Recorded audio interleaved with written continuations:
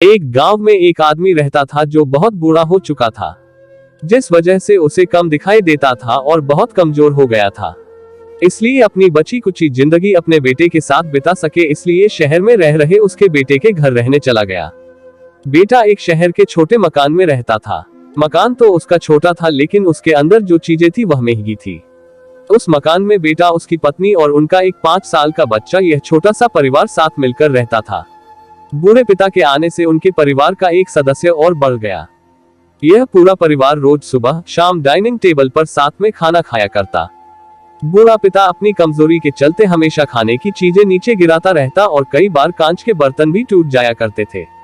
कुछ दिनों तक तो बहू और बेटे ने यह सब सहन किया, लेकिन बाद में वे दोनों बूढ़े की ऐसी हरकतों से चिढ़ने लगे। एक दिन बेटे ने कहा कि ऐसा कब तक चलेगा, हमें कुछ करना पड़ेगा। उसकी पत्नी भी इस बात से सहमत हुई।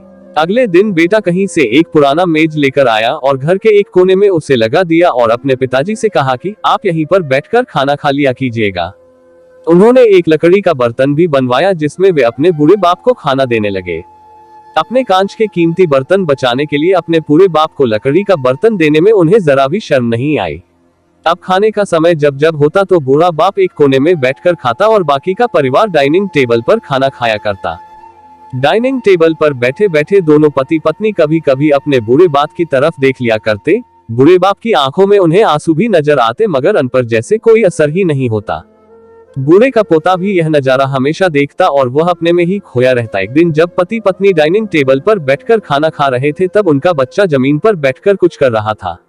उन दोनों ने बच्चे के हाथ में लकड़ी का टुकड़ा देखा, लेकिन उन्हें कुछ समझ में नहीं आया कि बच्चा लकड़ी के टुकड़े के साथ क्या कर रहा है। जब बच्चे के पिता ने उससे पूछा कि बेटा आओ खाना खा लो, तुम नीचे बैठकर क्या कर रहे हो, तब बच्चे ने भोलेपन से कहा, अरे मम्मी पापा, मैं आप दोनों के लिए लकड़ी का बर्तन बना रहा हूँ ताकि आप लोगों को जब आप बुरे हो जाओ तो दिन में खाना दे सको। अपने नादान बेटे द्वारा दी गई यह सहज बात दोनों के दिल में तीर की तरह उतर गई। दोनों एक दूसरे का चेहरा निहारने लगे। बिना कुछ कहे ही दोनों की आंखों में पानी आ गया और उन्हें अपने भविष्य की किताब अपने आंखों के सामने खुलती हुई नजर आई। उन्हें समझने में ज्यादा देर नहीं लगी कि अब उन्हें आगे क्या करना पड़ेगा।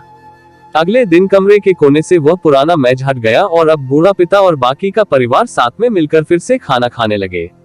बूढ़े की कमजोरी की वजह से हो रही गलतियां भी अब किसी को नहीं चिढ़ाती थी।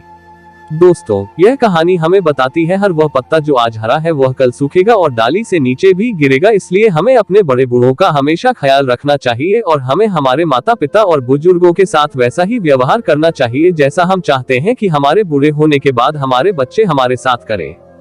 दोस्तों, आपको यह हार्ट टचिंग स्टोरी कैसी लगी कमेंट करके जरूर बताइएगा। अगर अच्छी लगी तो आप अपने दोस्तों और परिवार के साथ इसे शेयर कर सकते हैं और खास करके ऐसे लोगों के साथ जरूर शेयर कीजिएगा जिनका व्यवहार बड़े बूढ़ों की तरफ अच्छा ना हो।